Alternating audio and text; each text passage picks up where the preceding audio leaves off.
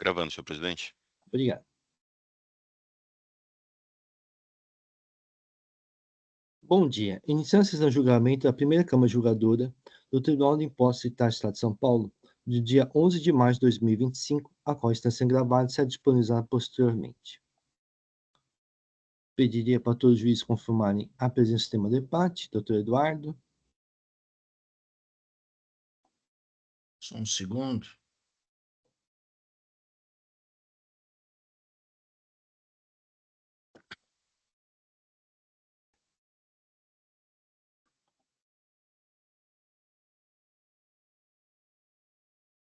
Muito bem, todos os juízes confirmaram a presença do sistema de debate. Vou iniciar a sessão.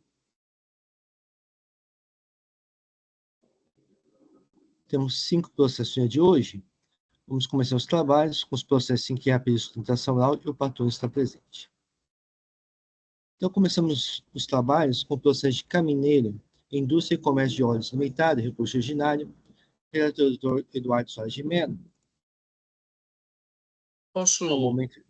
editar o voto, presidente Ailey? Isso, só um momento que eu vou fazer o registro da presença do patrono.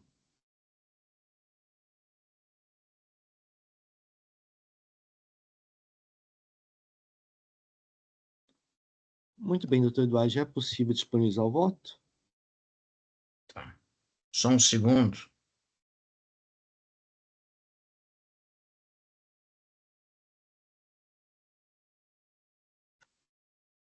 Sim.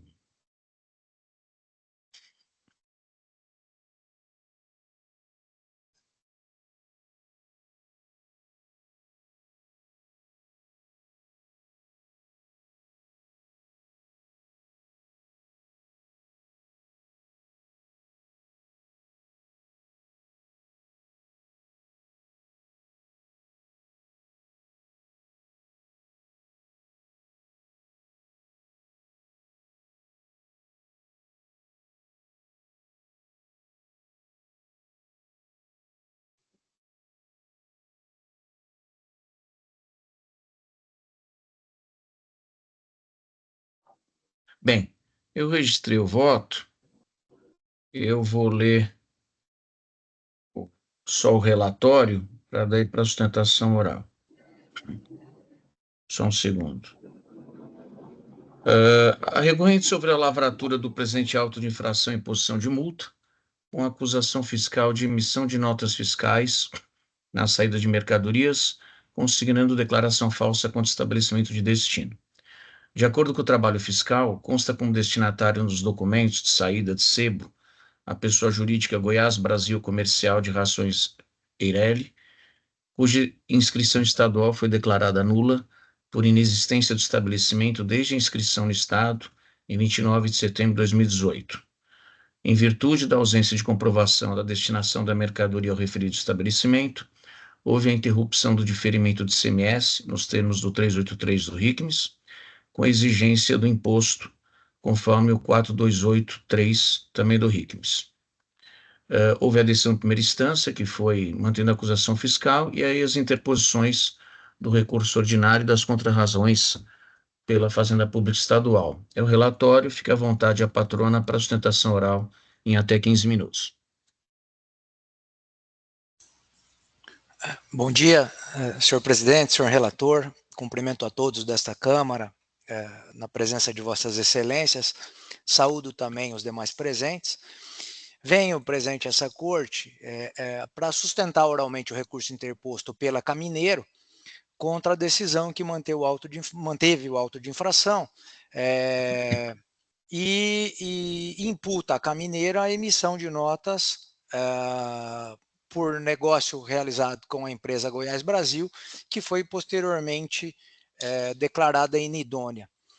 Acredito que seja uma matéria recorrente do Tribunal de Impostos e Taxas, e venho defender esse recurso, procurarei ser o mais breve possível e mais atento aos documentos e aos fatos. Já na defesa, a Camineiro se fundamenta na sua boa-fé. Antes de ter realizado qualquer operação com a Goiás Brasil, a Camineiro cuidou de realizar a pesquisa tanto do Sintegra quanto do Cadesp. E esses resultados foram todos juntados na defesa da Caminero. Eles comprovavam que no tempo dos negócios, aquela empresa Goiás, ela estava regularmente cadastrada nos sistemas de controle do Estado. E essa diligência, aqui eu preciso fazer o parêntese, ela é uma conduta padrão das atividades da Caminero e demonstra uma confiança legítima nas informações oferecidas e fornecidas pelo Estado. Também na defesa da Caminero, se verifica, foram trazidos os tickets de pesagem, que confirmam que houve a entrega da mercadoria. Além disso, também a defesa ela vem acompanhada dos pagamentos, e aqui eu chamo a atenção. O pagamento não foi feito por via cheque, promissória ou coisa assim. Os pagamentos foram feitos por transferências bancárias, e esses registros completos e que foram apresentados no processo administrativo, eles permitem verificar que houve efetivamente o pagamento. E que esse pagamento transitou pelo sistema bancário. Então, não houve simulação, não houve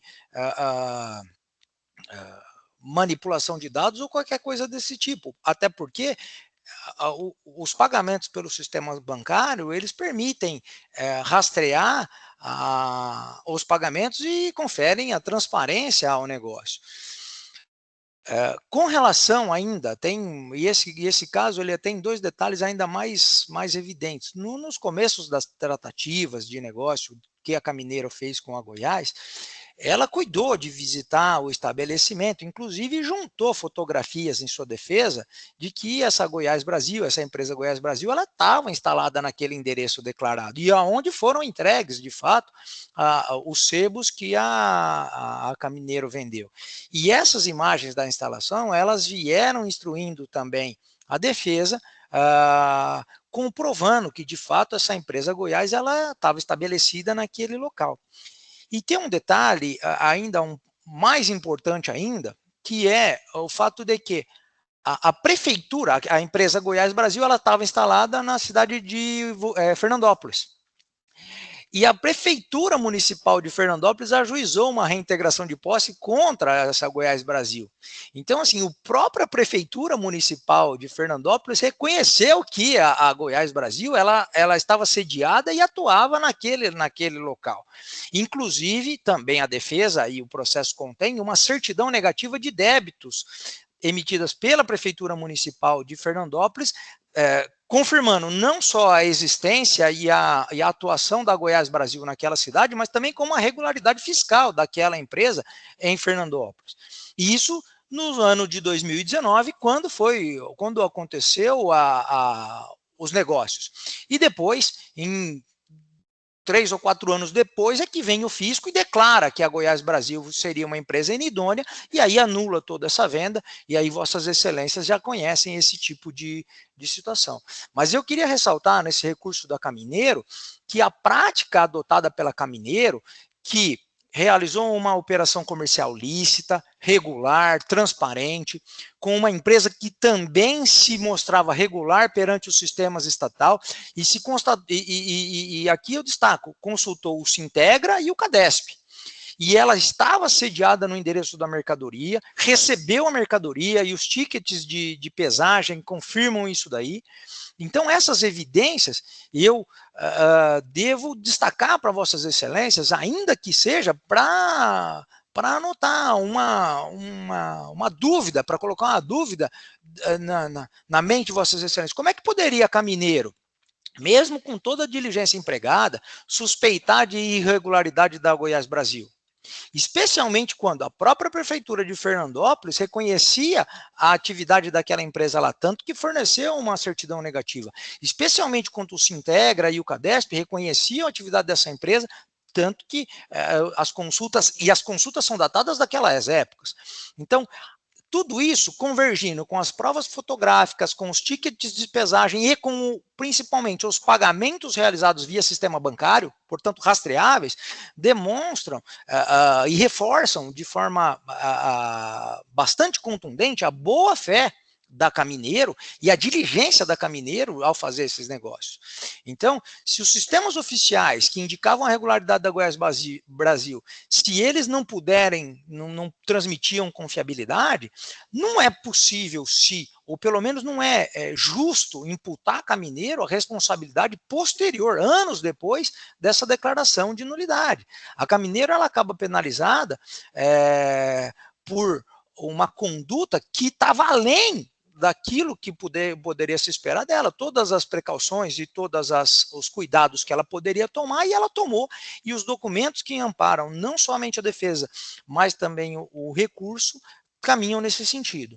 Então, destaco, claro, aqui essa seara ela é ainda administrativo, mas a própria súmula 509 do STJ, ela reconhece a validade das operações quando demonstrada a boa-fé, e nesse caso, a pesagem, os pagamentos, a consulta naquele tempo do Sintegra, tudo isso demonstra a boa-fé da Caminero no sentido de realização dessas operações. Então, eu espero ter contribuído com o trabalho de Vossas Excelências.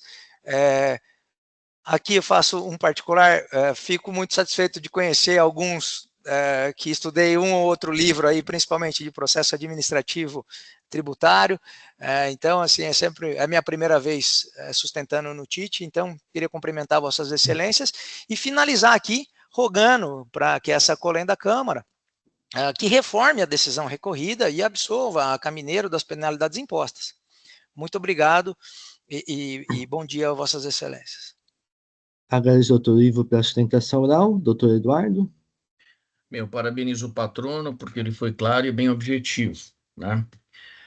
Dando sequência ao meu voto, não vou repetir a parte do relatório que eu trouxe para os senhores antes da sustentação oral. Então, dando sequência, com a instauração de processo administrativo para verificações fiscais, concluiu-se, entre outros, não existirem evidências de que a Goiás Brasil tenha exercido suas atividades no local por ela declarado, o que conduziu ao entendimento de que houvera simulação de existência de estabelecimento da emitente das notas fiscais.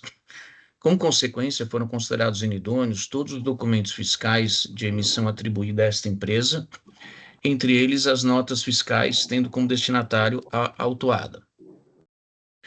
Deflui do trabalho fiscal elementos suficientes para a constatação de que a Goiás Brasil não exercia atividades, operações mercantis, mais precisamente, aquisições e recebimento de sebo da hora recorrente seu estabelecimento, na forma declarada nos documentos fiscais. Em outros termos, o processo de constatação de nulidade da inscrição estadual, aí eu menciono as folhas, e a documentação que o instrui, não suscitam dúvidas quanto ao não exercício de atividade no estabelecimento da Goiás Brasil, informa a inscrição estadual e CNPJ, como for informado ao fisco estadual. Diferente da Tavênia, do que apregoa a recorrente, não identifico confusão no relatório de diligências fiscais, folhas tais, uma vez que a ação de reintegração de posse, promovida pela Municipalidade de Fernandópolis, em São Paulo, não significa que a Goiás Brasil realizava naquele estabelecimento qualquer atividade, ou seja, que estaria em funcionamento. Apenas esclarece que havia imóvel de propriedade daquela prefeitura sob posse da mencionada pessoa jurídica de direito privado. Da mesma forma, certidões negativas do contribuinte, Goiás Brasil, expedidas pela Prefeitura Municipal de Fernandópolis, apresentação de GIAs, e aí eu trago as competências, envio de EFD, trago o período, encerramento de atividade societária, extrato social, arquivado na Junta Comercial do Estado de São Paulo, JUSESP, informados à Receita Federal e à Secretaria de Fazenda e Planejamento do Estado de São Paulo, não demonstram, como pretende a recorrente, que o estabelecimento da pretensa adquirente de suas mercadorias operava no endereço informado ao fisco paulista. Não requer esforço deduzir que as fotos apresentadas ao processo pela recorrente tão somente revelam a aparente existência de estabelecimento, possivelmente um galpão, com os portões fechados e placas sinalizando a existência da Goiás Brasil. As imagens não são apenas capazes de demonstrar o endereço do suposto estabelecimento galpão e tampouco que o mesmo realizava atividades, inclusive com a hora recorrente. Em suma, e diferente do que sustenta a recorrente, não há como demonstrar o armazenamento de mercadorias e movimentação de caminhões no logradouro informado ao fisco e na época das alegadas operações realizadas com a recorrente. Ademais, chama a atenção a informação da Prefeitura de Fernandópolis de que, em que pese o requerimento de vistoria prévia do imóvel em análise, a Goiás Brasil sequer solicitou inscrição do mesmo no cadastro municipal e requereu, tampouco requereu o necessário alvará de funcionamento.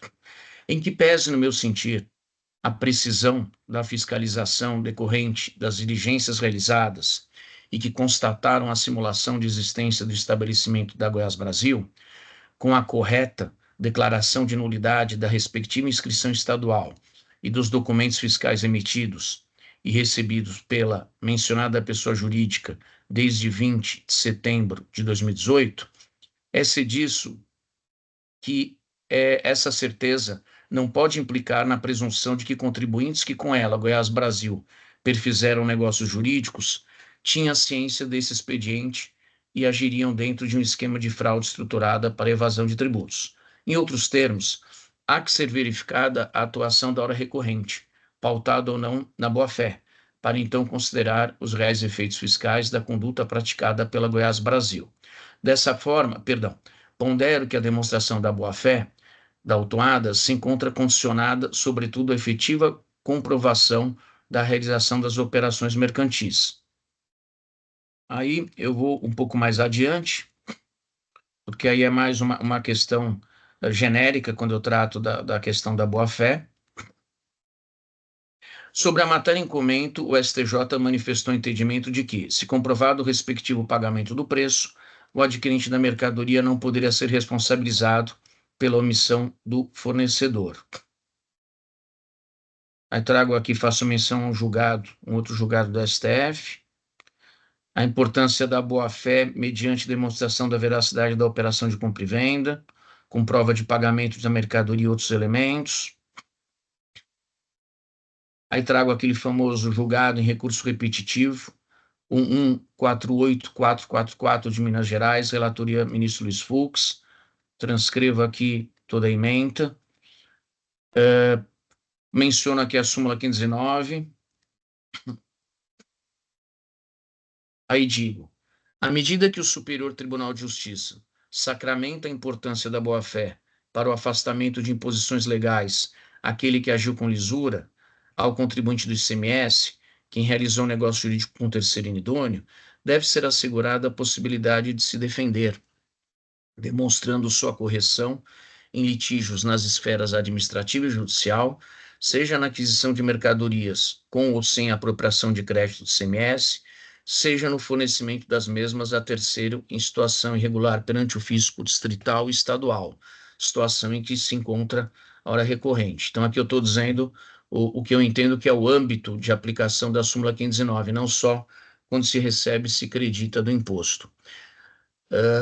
A comprovação da veracidade das operações mercantis depende da apresentação da documentação competente, ou seja, de elementos que comprovem o pagamento das mercadorias, ordens de pagamento, apresentação das duplicatas quitadas, extratos bancários, entre outros, nos moldes da legislação vigente.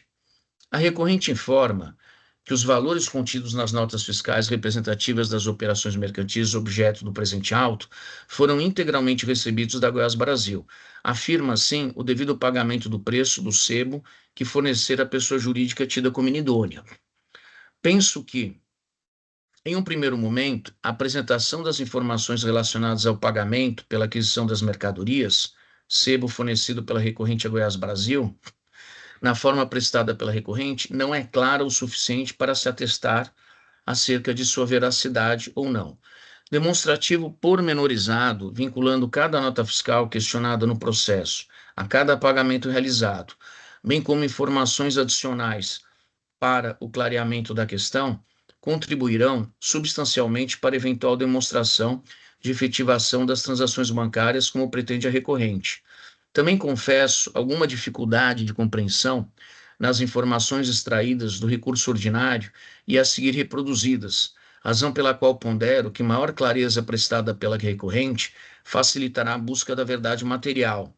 Eu vou ler porque é é um trecho pequeno. Então, é dito no recurso ordinário o seguinte: no contrato número 271, foram faturadas as seguintes notas fiscais. Aí menciona 6 notas. O pagamento de 100 mil, no dia 29 de novembro de 2019, foi um adiantamento e abatido na nota 21361, ou seja, o cliente enviava o valor adiantado e depois a empresa faturava. O saldo que ficava devedor na nota era enviado em separado ou junto com outra nota. Entretanto, nenhuma nota ficou com comprovantes de valores incorretos, uma vez que a empresa fazia um controle dessa transação. As notas fiscais suscitadas pelo julgador, aí menciona 2 notas, foram enviadas o valor de 180 mil em 10 de dezembro de 19, que foram abatidos nas referidas notas, sendo 90 mil em cada nota, sendo que o saldo pagador em 20 de dezembro de 2019 e em 24 de dezembro de 2019, né? Cada data relativa a uma nota.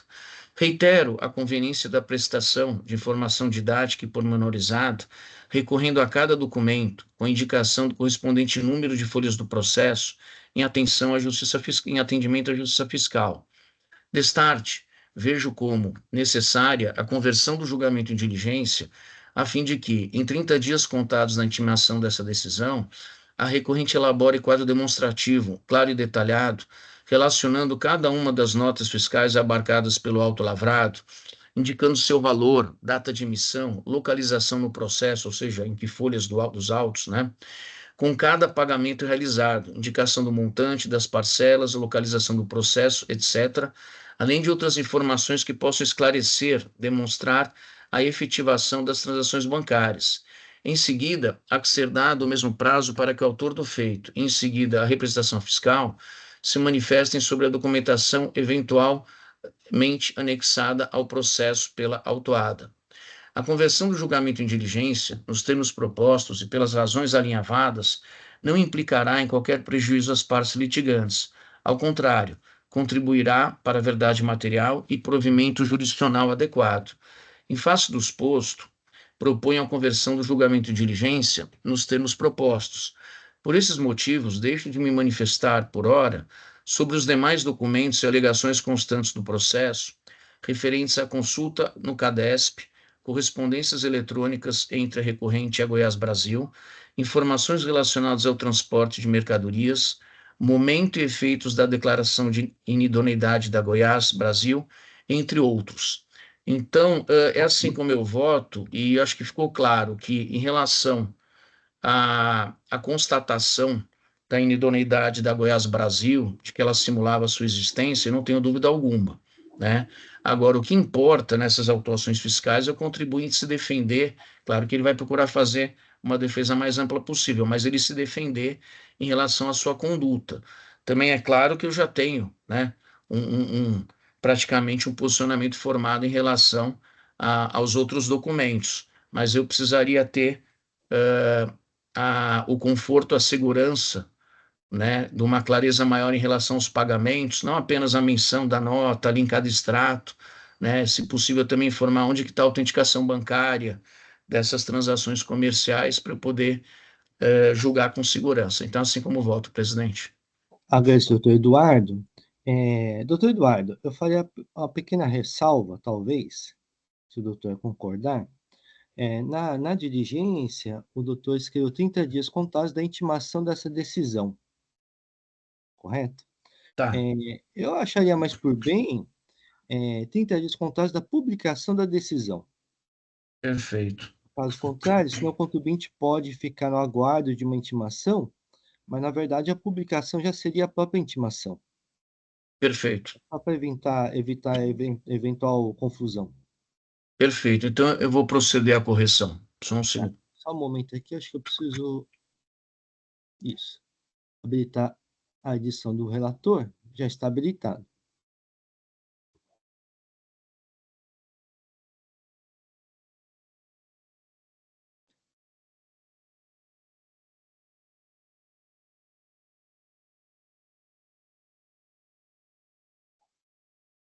Eu vou também acrescentar o seguinte: quando eu coloco em seguida que ser dado o mesmo prazo para que o autor do feito e em seguida a representação fiscal se manifeste, eu vou acrescentar em seguida a representação fiscal, igualmente no mesmo prazo, tá? Não é necessário. O plano de representação fiscal já é Tá bom, então. previsto na legislação.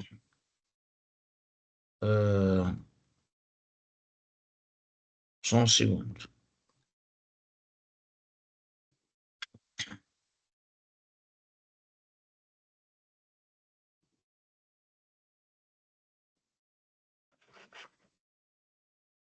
O voto foi registrado, presidente. Só um momento.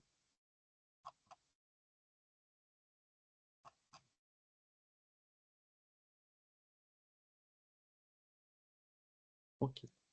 Muito bem, o voto está registrado. O processo está em discussão. Não havendo inscritos, eu vou encerrar os debates. Vou verificar o quórum de presença.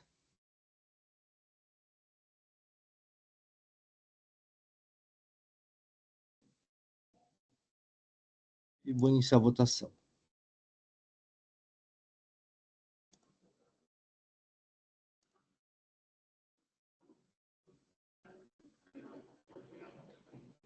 Antes de encerrar a votação, doutor Ivo, ficou claro o teor da diligência, doutor Ivo? Ficou sim, doutor presidente.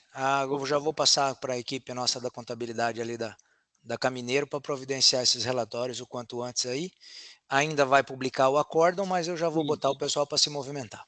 Em geral, doutor Ivo, a publicação é feita muito rapidamente, provavelmente no dia de amanhã já. Tá ok. Ok? Muito obrigado, excelência. Muito bem. Eu vou encerrar a votação. Então, encerrada a votação, então o processo de Camineiro Indústria de Comércio de Óleos Limitada foi convertido em diligência nos termos do voto do doutor Eduardo Soares de Mello. Agradeço, presidente doutor Ivo. Um bom dia. Eu que agradeço a deferência de vossas excelências e desejo um bom trabalho para essa Câmara. Bom dia. Obrigado.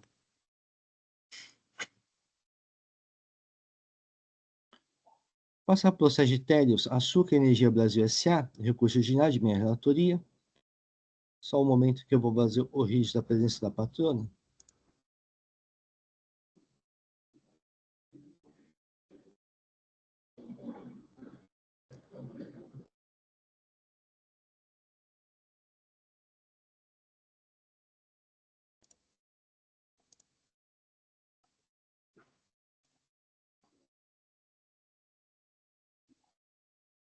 O recurso originário interposto contra a decisão por FPD-TJ2, que julgou procedente os itens 1 e 4 do AIM. Os itens 2 e 3 do AIM foram objeto de pedido de confissão irretratável, remanescendo discussão contra os itens 1 e 4 do AIM com as seguintes acusações: deixar de pagar o ICMS em razão de ter sido indicada a operação de remessa para a formação de lote para exportação, sem que essa tenha sido realizada, decorrido o prazo previsto na legislação aplicável para a saída do produto. Deixar de pagar o ICMS em razão de ter sido indicada a operação de remessa para a formação de lote para exportação, sem que essa tenha sido realizada, decorrido do prazo previsto na legislação aplicável para a saída do produto. 90 dias para remessa ocorridos até 30 de 11 de 2021, ou 180 dias para remessa ocorridos após 1 de 12 de 2021. A adição primeira instância julgou procedimentos remanescentes itens 1 e 4 do AIM. Inconformada a decisão primeira instância, o contribuinte interpôs recurso ordinário, apresentando em seguintes alegações: nulidade do AIM, processamento de direito de defesa. Quanto ao item 1, imunidade das exportações de açúcar, operações efetivadas e comprovadas. Indevida aplicação da multa de ofício do item 1 do AIM. Insubsistência do item 4 do AIM. Indevida multa de ofício aplicada no item 4 do AIM. Relevação ou redução das multas de ofício. Por fim, requer a nulidade de ação recorrida, o cancelamento do item 1 do AIM, subsidiariamente, o cancelamento da multa de ofício, o cancelamento do item 4 do AIM, o cancelamento da multa de ofício, subsidiariamente a sua recapitulação, relevação ou redução das multas. A do tramitação fiscal manifestou-se por não por um recurso ordinário. A protesto de sustentação oral. Doutora Lígia, fique à vontade de realizar a sustentação oral. Só adianto que, nesse momento, eu não vou estar apreciando o mérito do processo. Havia um pedido de nulidade da ação recorrida, e é só sobre esse tema que eu analisei nesse momento. Se a doutora Lígia quiser focar nessa matéria, fique à vontade. Obrigada, senhor presidente. Bom dia a todos mais uma vez. Obrigada, senhor presidente, especialmente por esse esclarecimento que nos dá eficiência nos trabalhos. Então, eu vou me concentrar na preliminar de nulidade da decisão recorrida, senhores, e assim o faço não por faltar confiança na improcedência desse auto de infração. Existem muitos elementos para cancelamento integral dos 2 itens que impugnamos neste processo administrativo. Mas fato é que estes 2 itens, como relatado há pouco, envolvem questões, operações de exportação efetivadas, realizadas, comprovadas integralmente, e também perdas técnicas ocorridas no processo de exportação. Perdas técnicas, como os senhores sabem, assim como as exportações seguidas da formação de lote, são matérias recorrentes de empresas exportadoras de commodities como a Tereos. A Tereos, que eu aqui represento, é uma empresa dedicada à produção e comercialização de açúcar, álcool e bioenergia. Detém alguns estabelecimentos aqui no nosso estado de São Paulo, e esses estabelecimentos têm sido alvo deste tipo de autuação, senhores.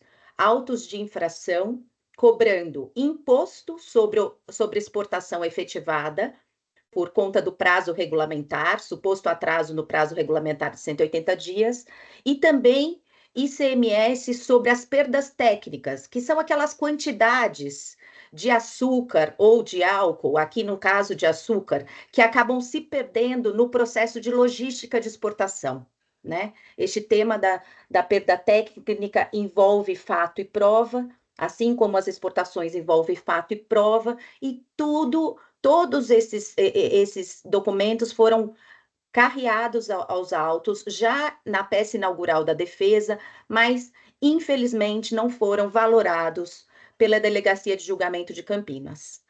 A Delegacia de Julgamento, desta vez, nos surpreendeu com uma decisão genérica, que apenas transcreve alguns trechos do relatório fiscal, não faz sequer menção os 16 conjuntos de declaração de exportação que comprovam a integralidade das exportações realizadas no período. São mais 2.250 notas fiscais, senhores, consolidadas em 16 DUEs, tá? E mais um laudo de conciliação que foi elaborado pela auditoria independente, a KPMG, com base em toda essa documentação contábil e fiscal, de modo a trazer neste processo administrativo uma fotografia clara dos fatos. A empresa exportou açúcar e está sendo cobrada por ICMS e mais multa de 50% do valor das mercadorias. A DTJ foi genérica, como disse, não adentrou, sequer mencionou os documentos, e isso muito nos chamou a atenção, senhores, porque em 2 meses, a mesma Delegacia de Julgamento deu um tratamento totalmente diferente ao auto de infração do outro estabelecimento da própria Tereos. Autos de infrações idênticos, ambos ICMS sobre exportações efetivadas fora do prazo regulamentar. Neste aqui, a DTJ manteve o auto de infração. No auto de infração contra a usina, aqui estamos tratando da usina Mandu, é chamada usina Mandu. No outro auto de infração, da usina Andrade, a DTJ cancelou integralmente a autuação. Isso nos mostra que lá foi feita a valoração das provas e, efetivamente, tivemos um resultado mais concreto, mais próximo à realidade. Não por outro motivo, peço licença para relembrar um acórdão recente do final de 2024 desta Câmara, em que essa Câmara, sob a relatoria do então relator Dr. Eduardo Soares de Mello, também determinou o retorno dos autos para novo julgamento e com base em fatos e provas, num caso da Copersucar. Um caso da Copersucar que envolvia perdas técnicas, com argumentos e documentos relacionados à perda técnica também de açúcar, e a solução que se deu em prol do devido processo legal e da plena defesa foi o retorno dos autos para julgamento e consideração explícita, manifesta, direta da documentação ofertada pelo contribuinte. Então, tendo em vista a advertência do senhor relator, eu paro aqui a minha arguição, pedindo que sim, que essa decisão da DTJ de Campinas seja não só revista, como anulada, ou, no mínimo, esse julgamento convertido em diligência, para que venham aos autos, de forma clara, incontroversa, todos os elementos de prova que o contribuinte honrou reunir nesse processo. É o que peço por hora, fazendo a ressalva de uma eventual sustentação oral no mérito, senhor presidente. Agradeço, doutora Lígia. Vou passar meu voto. No tocante à alegação de nulidade da decisão recorrida, passo a expor meu entendimento. Relativamente ao item 1 do AIM, a decisão recorrida consignou. A empresa autuada, em sua resposta à notificação, confirmou a efetivação fora do prazo das exportações ocorridas. No que diz respeito às operações de exportações que foram concluídas após o prazo estipulado para tanto, em observância ao regulamento do ICMS. Diversamente do alegado, não se trata de entendimento genérico, mas sim de fato concreto, uma vez que reporta-se a resposta da própria autuada em razão da notificação do fisco. A eventual e posterior exportação de mercadorias, como atestaria o laudo, como fato excludente de exigência fiscal, é matéria de direito que não foi ocorrida pelo julgador de primeira instância. Cito aqui a legislação recorrida nesse sentido. Assim, não sendo acatada a pretendida tese jurídica, o laudo não influi no decidido, tratando de inconformismo com ele, o que não é causa de nulidade da referida decisão. A pretensão da aplicação de retroatividade benigna, em razão da legislação atual estabelecida no prazo de 180 dias, também é matéria de direito que foi apreciada pela decisão recorrida. Diz o seguinte: no tocante de retroatividade da cláusula terceira do convênio ICMS 83, de 2006, arguida pela defesa, no entender dessa julgadora, salvo melhor juíza, não deve ser acolhida na medida em que o auto de infração foi lavado em conformidade com a legislação vigente à época dos fatos gerados. Deste modo, também se trata de inconformismo decidido que não é causa de nulidade. Quanto ao item 4 do AIM, a decisão recorrida consignou.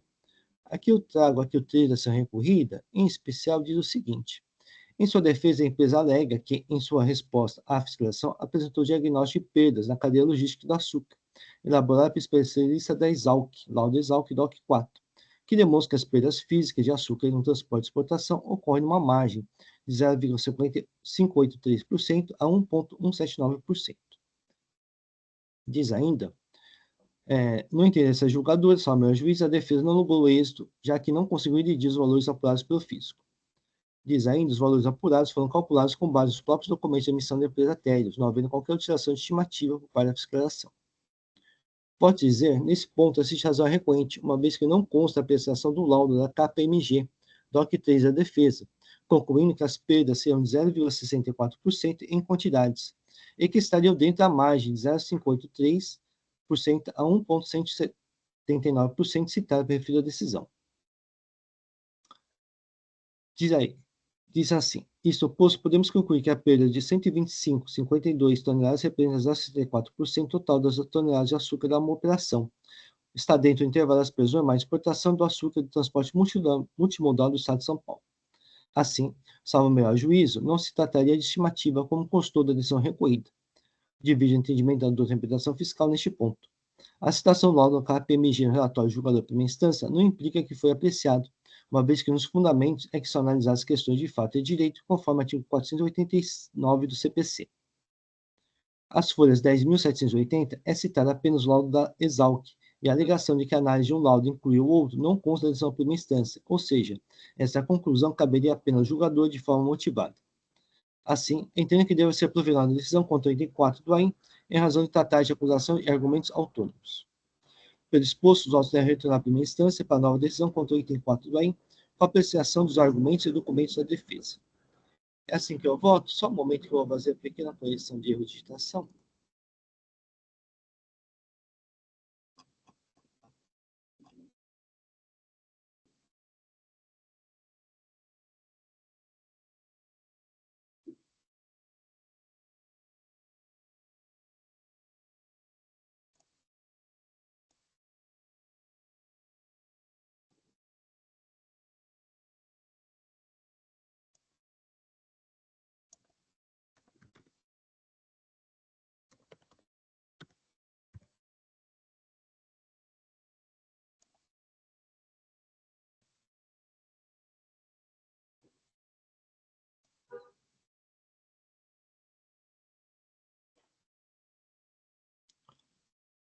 Muito bem, o voto está registrado, o processo está em discussão.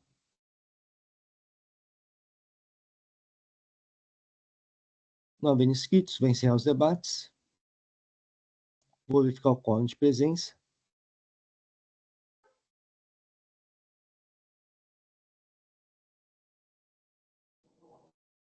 Vou iniciar a votação.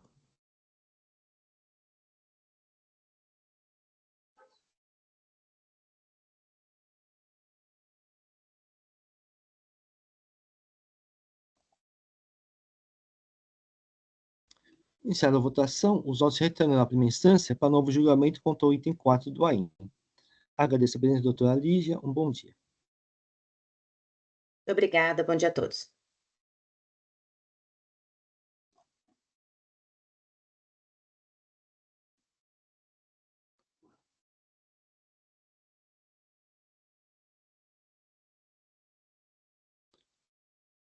Muito bem, não há mais patrões presentes, então vamos passar para o processo de INBRA, Indústria Comércio de Metais Limitada, recurso ordinário. Relator doutor Eduardo Soares de Mello. Não há protesto por sustentação oral. Perfeito. Eu só vou, então, editar o voto, tá, presidente? Ok.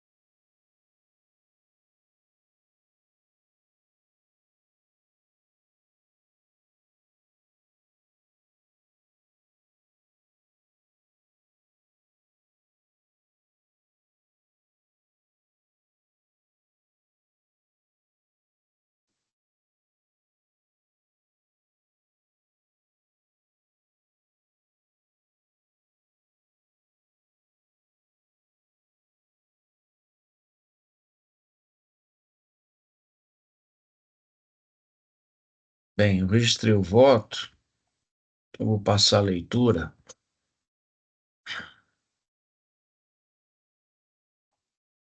Tentar resumir ao máximo, né? Aqui é um caso, só recordar, de inidôneo, né? Então, a autuada ela é adquirente de mercadoria e se creditou. Então, acusação de creditamento indevido.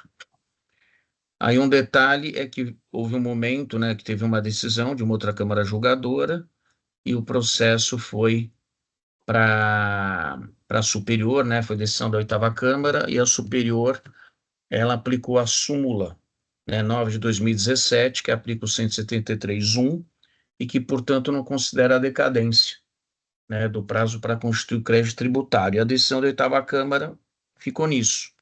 Então, fora determinado o retorno para uma das câmaras julgadoras para tratar das outras questões.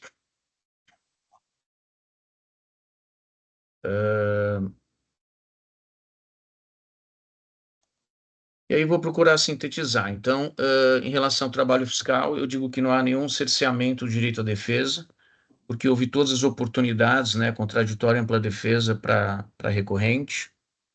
Inclusive, ela pôde complementar a defesa dela, porque houve diligência nesse sentido, determinada pela primeira instância, porque a autuação fiscal, perdão, a fiscalização, ela trouxe documentos de uma outra RBM, né, pessoa jurídica, ela corrigiu.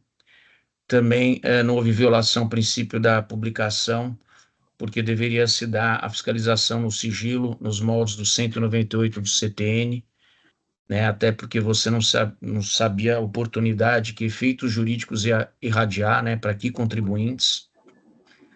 Também não há guarida na afirmação da recorrente de que o fisco paulista tornou inidôneos os documentos emitidos por empresa carioca, RBM, uma vez que foi um trabalho conjunto com o fisco carioca, né, e se verificou, repito, a irradiação de efeitos para contribuintes em outras unidades federativas como o Estado de São Paulo.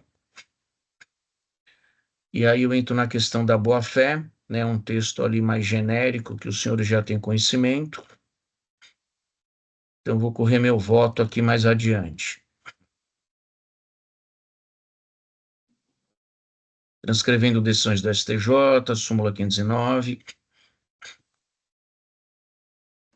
Após a transcrição da súmula 509, eu digo: chama atenção a falta de comprovação de pagamento em decorrência da aquisição das mercadorias, uma vez que apenas consta, folha 128 do processo, singelo recibo em que a RBM informa o recebimento que recebera da recorrente o valor de R$ 108.940, pretensamente relativo à nota fiscal 868, de 15 de junho de 2020. A simploriedade do documento revela fragilidade porque não consubstancia, por exemplo, documentos pedidos por instituição financeira e que, com a necessária autenticação bancária, demonstra a transferência do valor contido na nota fiscal da conta da recorrente para a conta bancária da emitente da nota fiscal, RBM, mas consiste em declaração unilateral de empresa considerada irregular junto ao fisco. A constatação é suficiente para afastar o reconhecimento da boa-fé da recorrente nas operações mercantis alcançadas pelo auto lavrado e reconhecer a subsistência da acusação fiscal nele contida, independente da apresentação de elementos documentais de outra natureza. No que atina ao transporte das mercadorias, melhor sorte não há a recorrente. Isso porque, além de ser trazido ao processo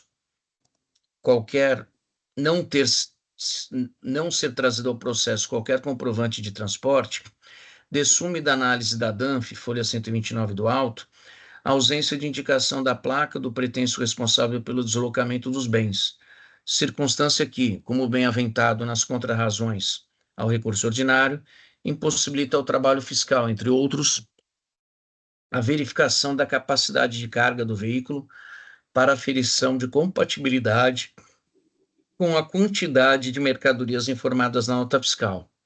Diante do exame da valoração das provas particulares do processo, que se requer para efetiva busca da verdade material, não fora demonstrada, no meu sentir, a veracidade das operações de compra e venda em enfoque, o que dificulta o reconhecimento da boa-fé da recorrente, no caso vertente. Incumbia a recorrente demonstrar, com elementos documentais pertinentes, a veracidade das operações mercantis, ao invés de eventual questionamento do trabalho fiscal que constatou a simulação de existência de estabelecimento da emitente da nota.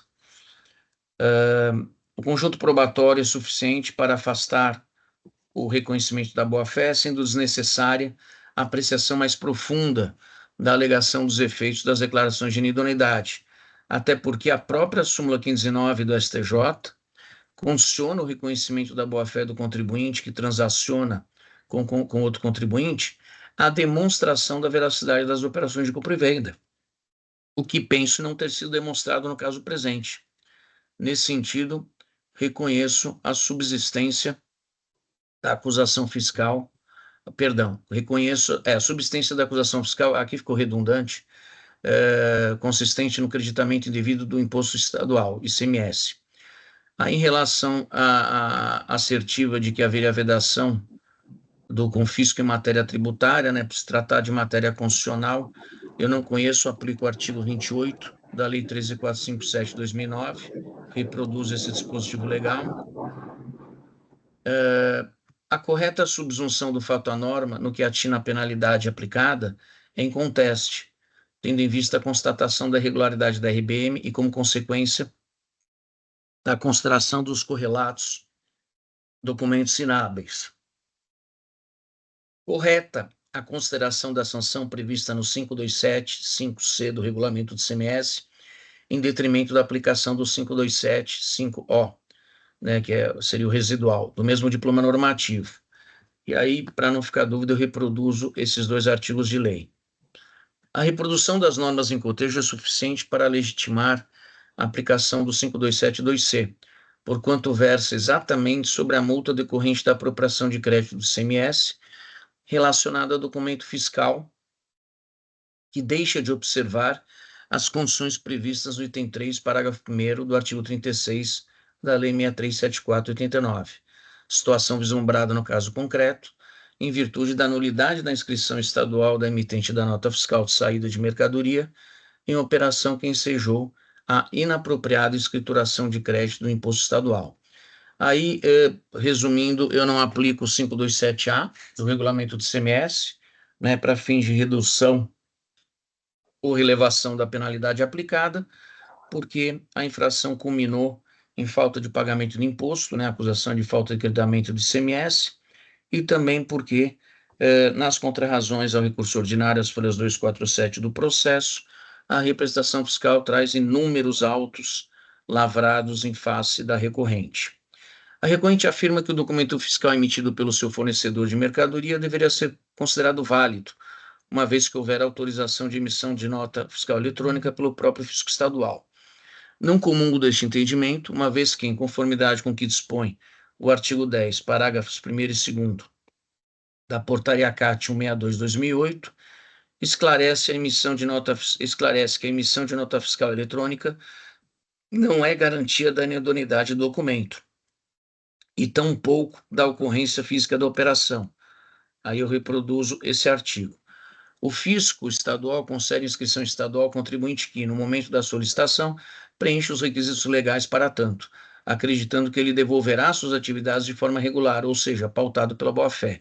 Em conformidade com o artigo 36, parágrafo 1º, item 4 da Lei 6374, a regularidade do contribuinte está condicionada à inscrição do estabelecimento na repartição fiscal competente, além da atividade regular no local indicado à administração pública, sendo admitida a ulterior comprovação da autenticidade dos demais dados cadastrais informados pelo particular.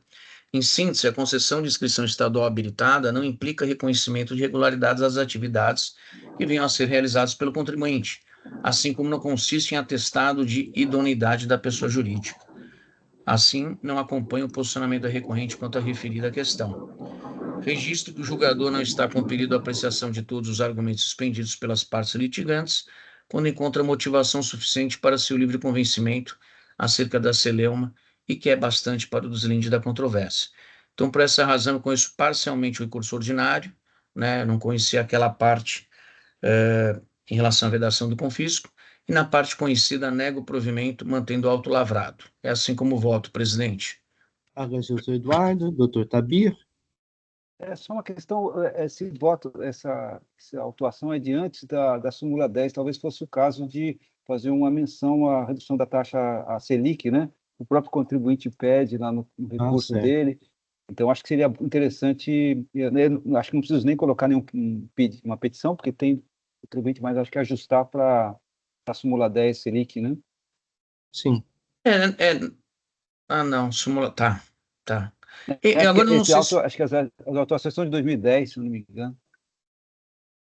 Tá. Melhor eu inserir ou alguém só acrescenta numa preferência? Como que? Deixa eu só confirmar aqui. É 2010 mesmo. Então tem a Selic.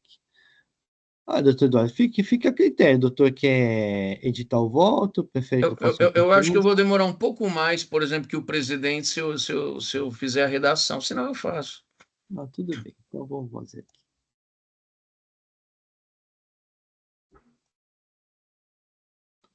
Só um momentinho só. Deixa eu copiar a ementa. Só uma coisa, esse.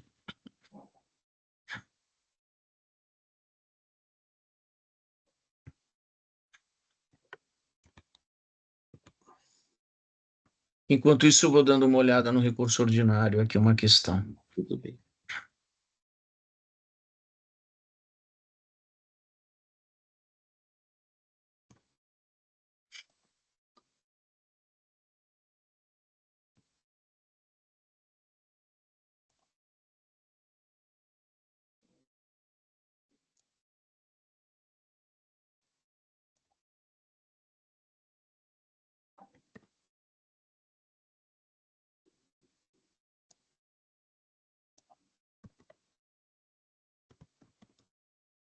Então, Tabir, tá me ouvindo?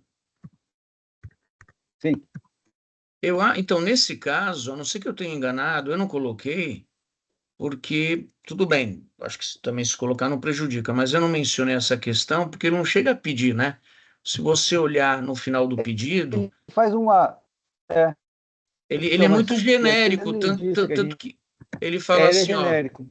ele coloca se reconhece da incidência de multas de juros superiores aos previstos na lei. Não temos da lei. Não, É, nem fala que lei o que que. é, não fala É, procedentes ao recálculo é, dos valores a gente tem a.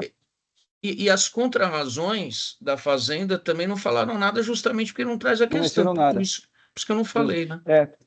É, normalmente o que a gente costuma fazer nesses casos é apresentar até uma petição no meio do. Como tinha uma menção, nem que seja assim, en passant dos juros, a gente acabou não apresentando uma petição depois da súmula 10 para que ela fosse aplicada, né? Para não existir decisão sem pedido.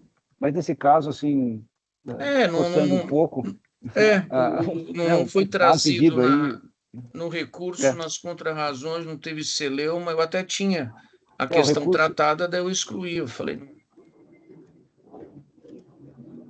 Como o recurso não fala assim não com aborda, muita né? propriedade, taxa Selic e tal, né? Mas aí a gente costuma apresentar uma petição só para um pedido, né? Mas nesse caso, como não existe nem de forma transversa, assim, acabamos não apresentando. Só um momentinho só. Mas não, a representação, nesse momento, vai apresentar uma petição para Eu suprir posso esse... apresentar, se achar interessante, porque eu só não apresentei porque eu achei que, como tinha esse pedido genérico, eu acabei não fazendo, mas eu posso fazer uma manifestação pedindo a aplicação, assim, é coisa rapidíssima de colocar. Eu Eu tenho acho ela que não, pronta aqui, eu particularmente acho que não tem nem necessidade, viu, não há Tabia? necessidade. Eu, Aham. eu acharia que não. Ok.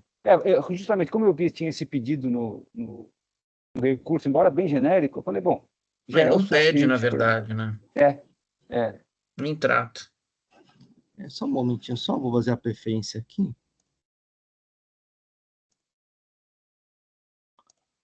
Mas se achar interessante, eu posso fazer. Bem rápido mesmo também, não tem problema nenhum.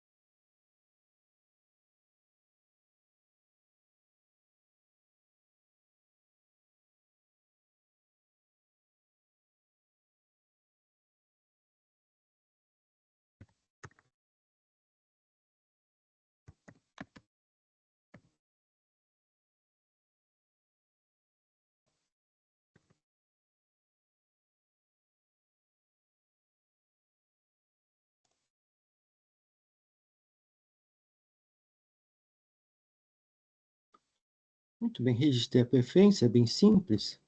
Acompanhe integralmente do relator, observando apenas a aplicação da súmula 10 revisada esse TIT, para limitar a aplicação dos juros ao montante do imposto e multa taxa Selic. Nesses termos, conheço parcialmente a mais conhecida do parcial provimento ao recurso ordinário.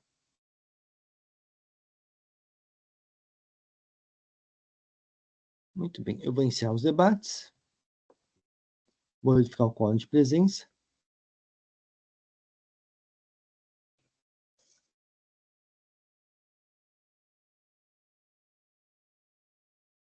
Vou iniciar a votação.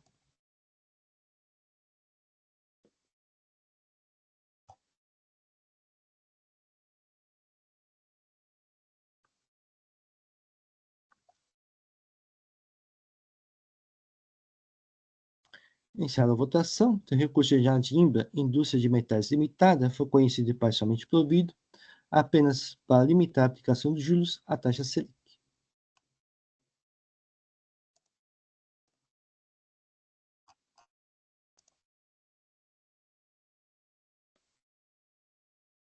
Passar para o processo comercial Cerealista Solima Limitada, recurso originário, relator Dr. Carlos Henrique, não há protesto por sustentação oral. Obrigado, presidente. Presidente, o Walter compôs-se de 2 infrações, deixou de pagar o imposto no valor de tanto, no período de julho de 2020, fevereiro de 2021, março de 2021 e abril de 2021, em decorrência de ter emitido notas fiscais relacionadas com a indicação de remessa de mercadoria adquirida de terceiros, com fim específico de exportação, CFAP 5502, operações internas e 6502 em operações interestaduais, sem comprovar a efetivação de tais exportações, uma vez que não houve evento de averbação de exportação das respectivas notas fiscais eletrônicas.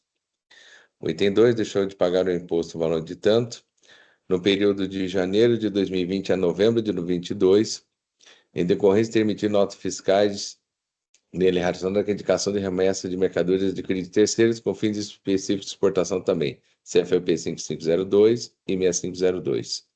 Tendo comprovado apenas parcialmente a efetivação de tais exportações, uma vez que o evento de averbação de exportação das respectivas notas fiscais eletrônicas atestou parte do peso do produto então exportado.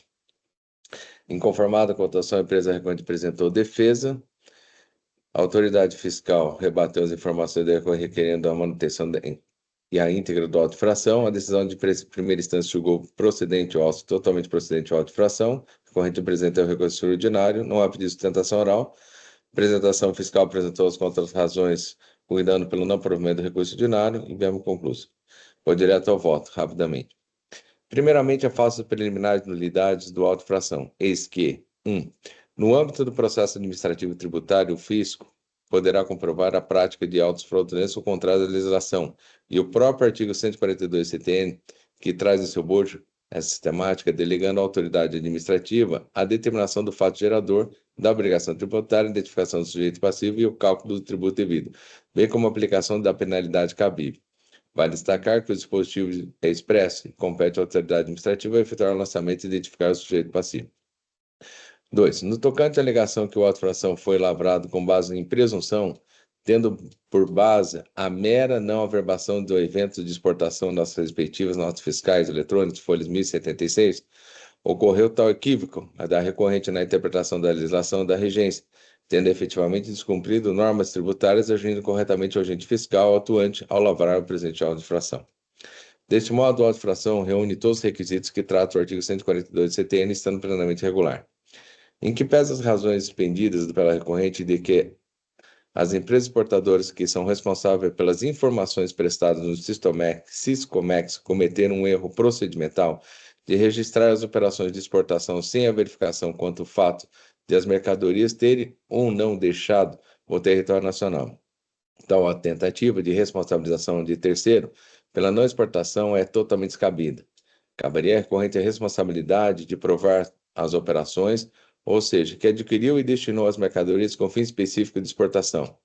Assim, a responsabilidade pelo pagamento do imposto é da recorrente, justamente por não cumprir a condição do benefício da isenção para exportação.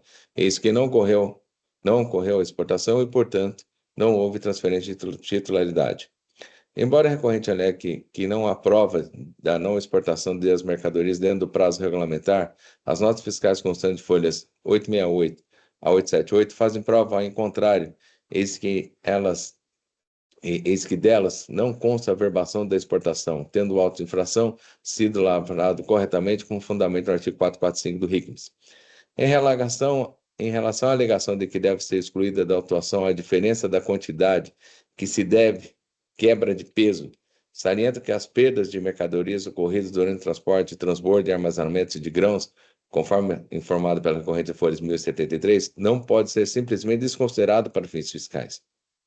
Neste caso, nos termos do artigo 445, 2, parágrafo 2º RICAMS, e da consulta da resposta à consulta tributária 27.415 de 2023, como bem destacado pela representação fiscal em outras contrarrazões, no caso de perdas de transporte de mercadorias que saíram do estabelecimento para fins de exportação sem incidência do imposto, a mercadoria perdida no transporte até o armazém alfandegado ou entreposto aduaneiro é considerado como não exportado, devendo o estabelecimento remetente, no caso da recorrente, recolher o imposto devido. Isso porque, ao contrário, a recorrente admite expressamente que a exportação não ocorreu, ao afirmar a ocorrência de perda, o que torna incontroversos os fatos de que trata o presente auto de infração. Por conseguinte, não há que se falar também em presunção como alega a recorrente, mas de fato devidamente comprovado pela fiscalização tributária, eis que restou provado que a recorrente não comprovou a exportação, resultando perfeitamente caracterizada a exigência de tributo em questão. Ante exposto, decido conhecer o recurso ordinário para negar-lhe o provimento, mantendo a decisão proferida em sede de defesa que julgou integralmente procedente o auto de infração, assim como eu voto, presidente. Agradeço ao Dr. Carlos Henrique. Pediria apenas para fazer o registro do voto. Já está registrado, presidente. Ok, muito obrigado. O processo está em discussão. Não havendo inscritos, vou encerrar os debates. Vou verificar o quórum de presença.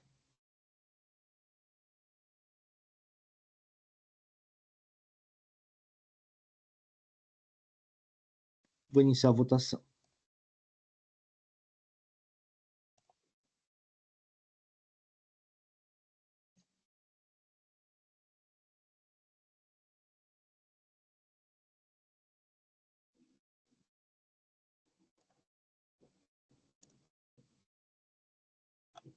Iniciada a votação, o recurso de Jade Comercial Cearista Solima Limitada foi conhecido e não provido.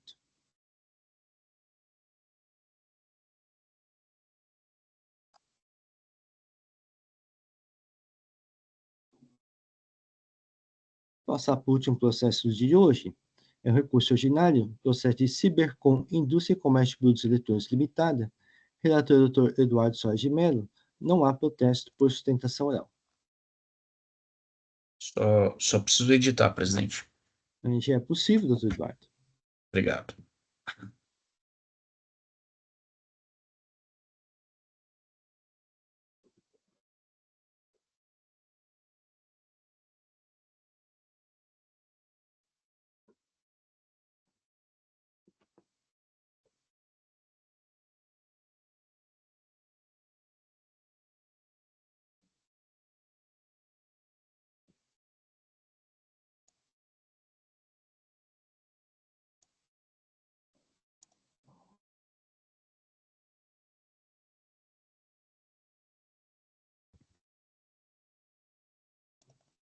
Registrei meu voto, eu vou proceder à leitura, mas já adiantando, né, para não ter que ler o voto inteiro, aqui são 3 acusações fiscais relacionadas à importação por conta e ordem de terceiro. Então, item 1 e 2, acusação de falta de pagamento de ICMS, e item 3, creditamento indevido. Né? São mercadorias que teriam a participação aí do Matrading, né, no estabelecimento de Alagoas, no estado de Alagoas, e não houve sequer desembaraço nesse estado. Ou o desembaraço foi em São Paulo, para o destinatário final, ou foi para o Rio de Janeiro, aí também para São Paulo no final.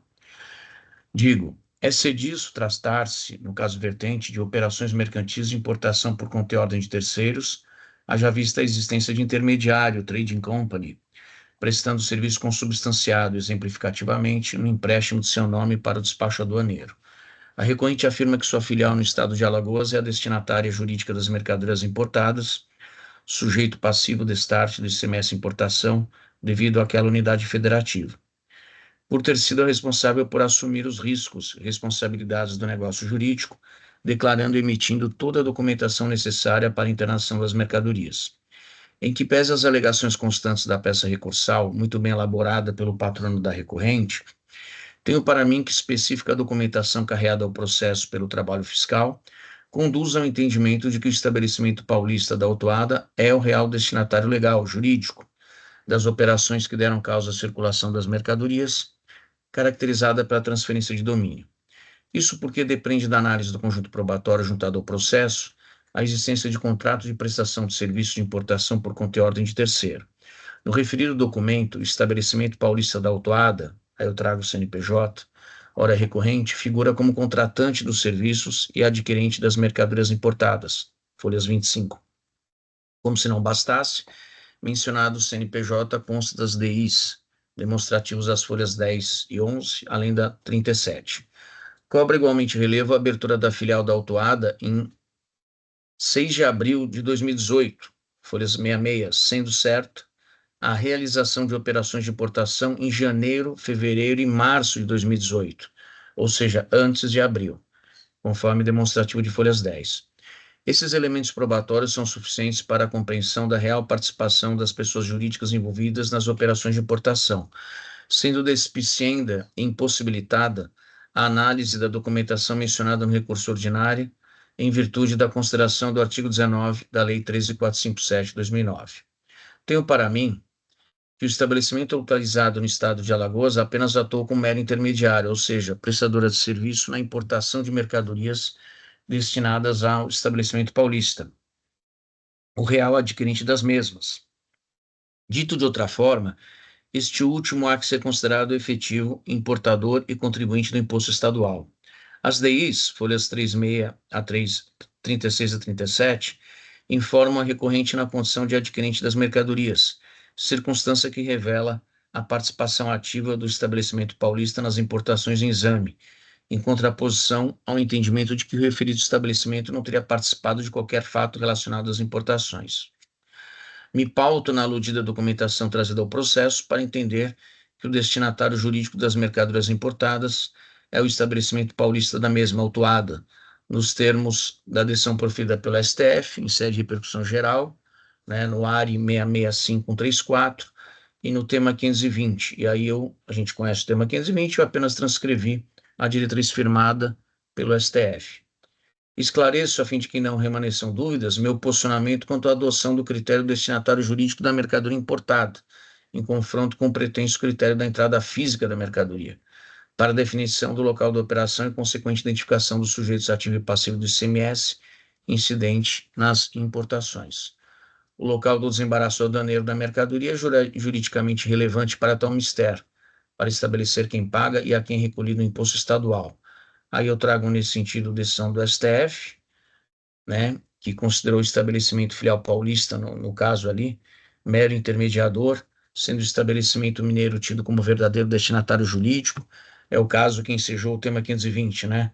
Foi importado, passou por São Paulo, foi para Minas para industrializar, depois voltou para São Paulo. Então, transcrevo aqui essa decisão, inclusive o julgado do tribunal de origem.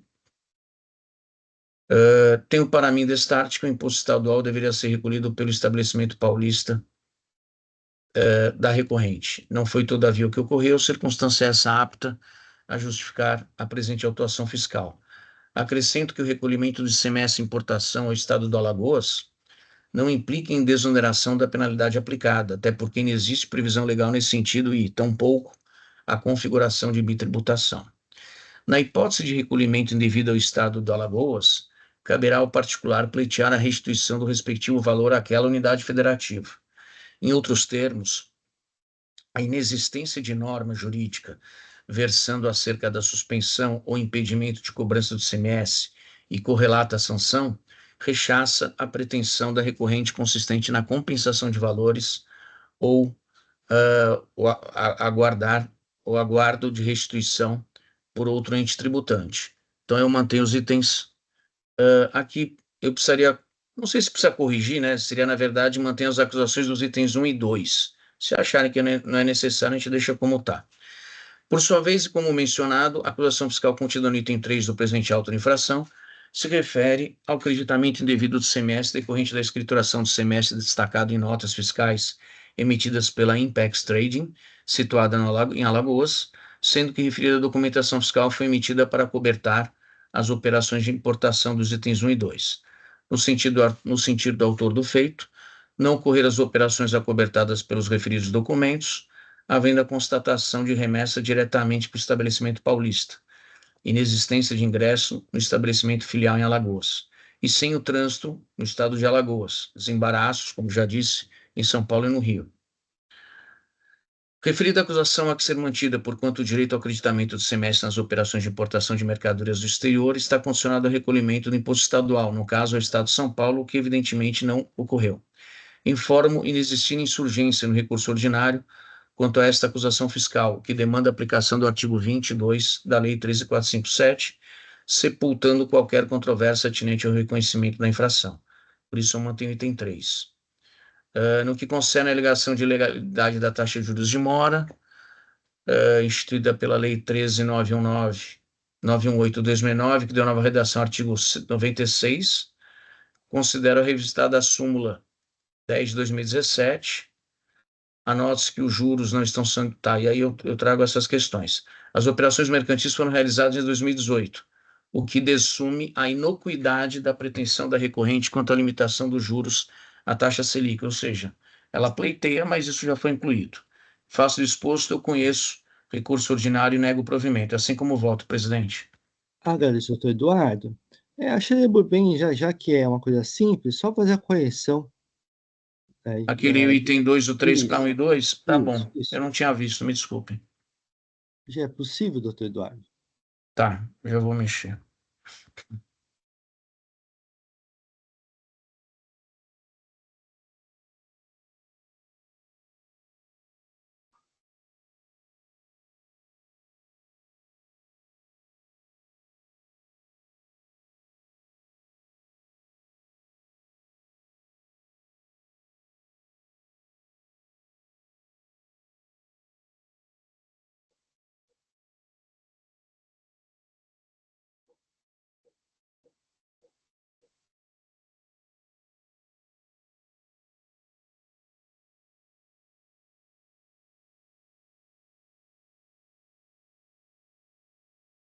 Pronto, corrigido.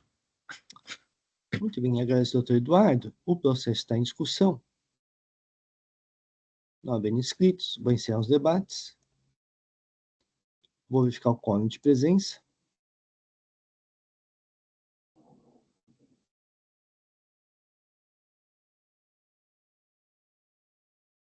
Vou iniciar a votação.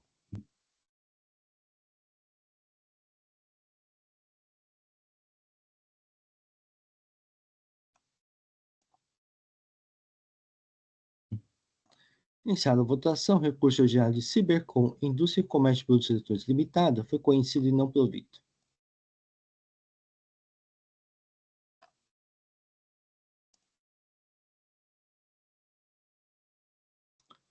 Muito bem, com isso encerramos os processos do dia de hoje. Então, podemos encerrar a sessão de julgamento desta primeira Câmara Julgadora do Tribunal de Impostos e Taxas do Estado de São Paulo, do dia 11 de março de 2025. Agradeço a presença de todos e pedia para o Jailson encerrar a gravação. Encerrado, presidente.